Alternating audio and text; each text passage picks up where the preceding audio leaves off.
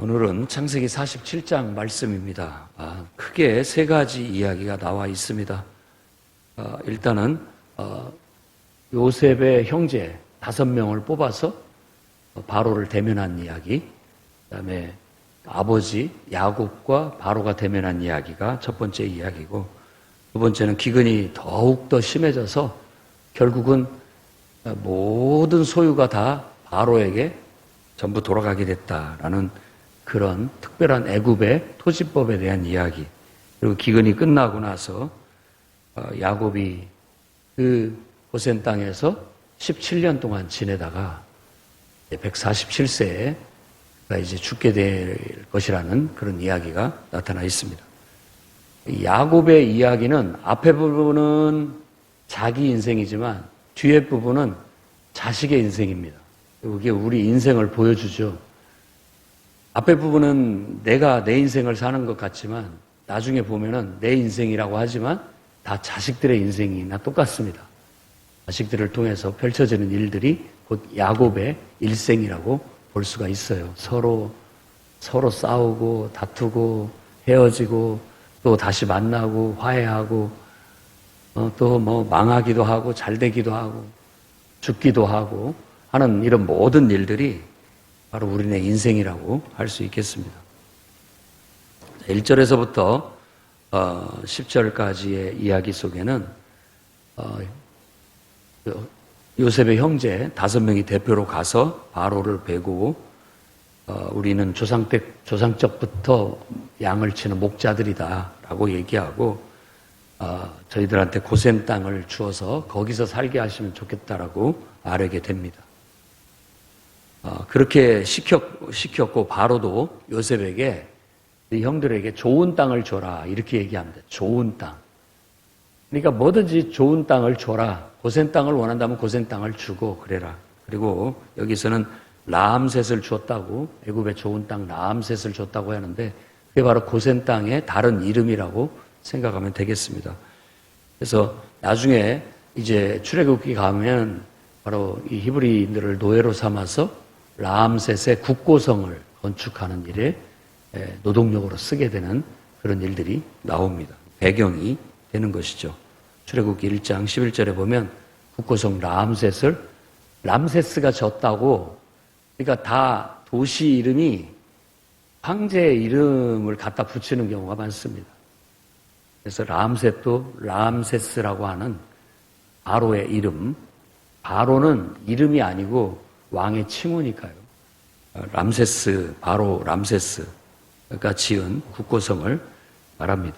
그때 이제 그들은 노예로 쓰여지게 될 겁니다. 그 다음에 아버지 야곱이 바로 앞에 서게 됐을 때 그 대화가 좀 우리가 묵상해 볼 만합니다. 내 나그네 길의 세월이 130년이다. 우리 조상의 나그네 길에 연조에 미치지 못하나 험악한 세월을 보냈다. 그리고 야곱이 바로에게 축복했다. 이런 겁니다.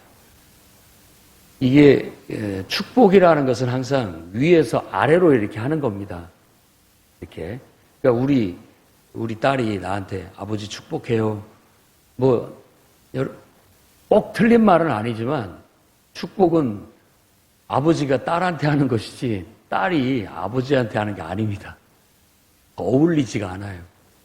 맞지가 않습니다. 왜냐하면은 더 권위 있는 사람이 더 아래에 있는 사람에게 비는 것이에요. 그러니까 물론 성도들이 목사님 축복합니다. 이건 어떤 축하한다. 뭐 이런 의미는 있겠지만은 진정으로 복을 비는 것은 목사가 성도들에게 복을 비는 것이지 성도가 목사에게 복을 비는 게 아닙니다. 그런 원리가 있어요. 그리고 목사가 성도를 가르치는 것이지 성도가 목사를 가르치는 건 아닙니다. 그런 게 이 속에도 느껴져요. 아무리 천하를 호령하는 바로라 할지라도 바로 야곱은 하나님의 축복이고 축복의 통로예요. 그러니까 그는 마치 제사장처럼 혹은 선지자처럼 그 옛날 살렘 왕 아비멜렉처럼 살렘 왕 멜기세덱처럼 복을 비는 거예요. 그래서 야곱이 바로 바로에게 복을 빌었다라는 걸 여기에 나타내고 있습니다. 여러분들도 영적으로 여러분들이 하나님 앞에 바로 서 있다면 여러분이 하나님의 권위를 가지고 세상을 축복하는 겁니다. 세상이 우리를 축복하는 게 아니라 우리가 하나님의 이름으로 세상을 축복해주는 그런 게 돼야 돼요. 뭐 꼴을 보면 야곱은 별로 형편없는 꼴이고 바로는 굉장히 왕의 그런 모습을 갖고 있지만 영적으로는 반대입니다. 영적으로는 야곱이 축복을 하는 하나님의 복을 가지고 있기 때문에 그 복을 빌 수 있는 제사장적인 그런 권위를 가지고 있기 때문에 복을 비는 겁니다. 여러분들도 자식들의 도움을 받고 살아갈지라도 항상 부모로서는 자식을 축복하는 영적 권위를 지켜야 됩니다. 그게 아름다워요. 거꾸로 예를 든다면 자식의 근심거리가 되고 자식한테 잔소리 듣는 입장이 되고 이런 것은 격이 좀 안 맞죠. 오히려 부모가 아무리 못났어도 권위가 있는 부모가 영적으로 자식들에게 복을 빌고 용돈을 주고 또 이렇게 하는 것이 훨씬 더 보기 좋고 아름다운 일이고 그런 권위를 가지고 끝까지 사는 것이 바람직하다라고 생각이 듭니다. 꼭 맞는 말은 아니지만 이런 말씀 속에서 여러분들이 그런 원리도 삶에 적용하고 실천하며 살면 훨씬 더 하나님의 영광이 드러날 수 있다고 여겨집니다. 야곱의 인생이 나그네 길과 같이 참 험악한 세월. 왜냐하면 일찍이 가족들과 헤어져서 타향살이를 20여 년간 했고 또 돌아와서도 4명의 부인으로 인해서 그게 축복이 아니라 원치 않은 그런 결혼 생활을 한 거잖아요. 그것 때문에 시달리고 그다음에 또 자식들이 많다 보니까 자기 마음대로 안 되는 거예요. 자식들 때문에 힘들어하고 또 죽었다라고 생각했던 자식 때문에 가슴 아파하고 또 부인도 죽고 여러 가지 험악한 세월을 보냈다라고 그렇게 얘기를 하는 겁니다. 우리 인생도 다 나그네 길이고 또 험악한 세월을 삽니다. 누구도 안 그런 사람이 없어요. 이건 우리 모두의 고백인 거예요. 우리도 나그네와 같이 정처 없이 떠들듯 살고 또 알지 못하는 길을 헤매면서 살듯 살아가고 또 우리가 원치 않은 일들이 많이 벌어지기도 하고 나름대로 험악한 세월을 살았지만 우리가 잊지 말아야 할 것은 요셉이 해석한 것처럼 이 모든 것이 하나님의 은혜였다. 하나님이 하셨다. 하나님께서 이렇게 나를 이끌으셔서 결국은 나를 믿음 위에 세우려고 결국은 이렇게 하나님의 영광을 드러내려고 나를 들어 쓰셨다라고 여기고 받아들이고 사는 것이 하나님을 믿는 사람의 태도라고 생각이 듭니다. 여러분의 인생에도 하나님의 축복이 있기를 바랍니다. 그 다음에 기근이 더욱 심해지자 사람들이 이제 먹을 것이 떨어지니까 자꾸 와서 먹을 것을 팔아라. 뭘 줄 수 있느냐? 처음엔 돈을 갖다 줬는데 돈도 다 떨어졌다 이제. 그럼 뭘 주냐? 그럼 가축을 가져와라. 가축도 다 팔아버립니다. 전부 바로의 소유가 되는 거예요. 왕실 소유가 되는 거죠. 이제 가축도 없어. 남은 건 하나도 없는 거예요. 그러니까 이제 와가지고 몸밖에 없습니다. 내 몸을 팔아서라도 양식을 우리가 먹고 살아야 되니까 양식을 주십시오. 해서 전부 애굽의 이집트의 백성들은 전부 바로의 종이 돼버려요. 그리고 토지, 가지고 있는 토지도 다 갖다가 팔아서 먹을 것을 먹게 되니까 토지도 전부 왕의 소유가 되게 되는 겁니다. 그래서 이집트는 다 바로라고 하는 왕의 소유가 돼. 사람도 땅도. 그래서 이제 흉년이 끝나갈 7년째에는 다시 곡식들을 나눠주면서 너희가 이제 바로의 종이 됐으니까 가서 파종을 하고 농사를 지어서 소출이 나오거든 5분의 1을 바쳐라. 이렇게 해서 애굽의 토지법이 세워지게 됐다라는 거죠. 그러니까 이 이야기는 엄청난 사실 5분의 1을 갖다 바친다라는 건 소작농으로서는 굉장히 부담이 되는 부분이죠. 하지만 그들에게 있어서는 그것도 감사했어요. 감지덕지. 살아있었고 또 모든 걸 다 이미 소유권을 넘겨주고 그래도 살아남았고 다시 또 경작할 수 있는 기회를 주니까 다 그걸 왕의 은혜로 생각하는 겁니다. 그래서 왕국이라고 하는 것은 모두가 다 왕의 소유예요. 백성도 왕의 소유라는 개념, 땅도 왕의 소유예요. 왕의 소유인 땅에 와서 밭 깔고 농사져서 먹고 살 수 있는 터전을 주고 기회를 주면 그건 축복이에요. 그리고 왕의 은혜로 산다라고 그렇게 생각을 하게 되는 겁니다. 그런데 그 말이 맞기는 맞지만 요즘 뭐 이렇게 얘기한다면 무슨 아마 정부, 국가나 정부에 대해서 다 반란이 일어날 수도 있는 그런 문제죠. 당연히. 근데 세상은 사실 알게 모르게 이런 식으로 운영되고 있습니다. 이런 원리에 의해서 사람들이 일하고 고용하고 노동력을 들이고 또 그렇게 해서 대가를 받고 그렇게 그냥 은혜로 살아가는 거예요. 서로에게 은혜를 주고받는 것이죠. 근데 궁극적인 의미에서 여기서 우리가 읽어낼 수 있는 건 뭐냐면 진짜 왕은 하나님밖에 없다. 다 땅도 사람도 바로의 소유라고 했지만 사실은 이게 기근 때문에 결국은 곡식을 잘 저장해 놨다가 이게 파름으로 인해서 완전히 독점을 해가지고 이렇게 되었지만은 어떻게 사람이 바로의 것이고 어떻게 땅이 다 바로의 것이라고 할 수 있겠습니까? 그렇게 말할 수 있는 분은 우리를 창조하신 하나님밖에 없는 거예요. 하나님이 온 세상을 창조했으니까 온 세상은 하나님의 것이죠. 하나님이 모든 가축과 사람을 창조했으니까 그 가축의 소유권도 다 하나님이죠.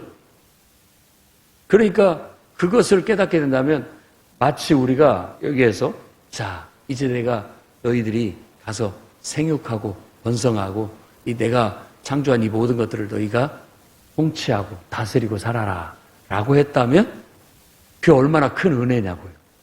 그러니까 우리에게 주어진 삶은 하나님이 주신 은혜다, 축복이다 알고 늘 감사하며 사시기를 바랍니다. 그래서 우리는 우리 스스로의 소유권을 주장하지 않습니다. 분명히 나에게 주권이 있어요. 그런데 내 그 주권을 스스로 자발적으로 내 주권은 당신 것입니다 라고 그냥 올려드리는 거예요. 그게 신앙이에요. 그렇게 살면 하나님의 것이 내 것이 되고 내 것이 하나님의 것이 되기 때문에 오히려 우리에게 더 은혜다, 축복이다 라고 믿고 우리 삶을 맡기는 것이죠. 그런데도 아직도 하나님의 존재에 대해서 의심하고 하나님의 소유권, 하나님의 주권을 의심하고 그분께 맡기지를 못하는 그런 신앙도 있습니다. 맡겨야 된다라고 생각이 들었다가도 아까워서 못 맡기기도 하고 뭔가 내 주권을 그분께 맡기면 불안한 그런 느낌. 그러니까 믿음이 없는 거죠. 아브라함이 하나님을 믿으니 그걸 의로 여겼다라는 것은 이걸 했다라는 뜻입니다. 하나님께 맡긴 거예요. 자기 인생을. 내 인생은 다 당신의 것입니다. 다 당신의 것인데 당신이 나한테 이렇게 맡겨주셔서 나에게 관리하라고 나를 청지기로 삼아주셨기 때문에 나는 그걸 은혜로 알고 삽니다. 그렇게 그게 바로 믿음으로 산다는 뜻이죠.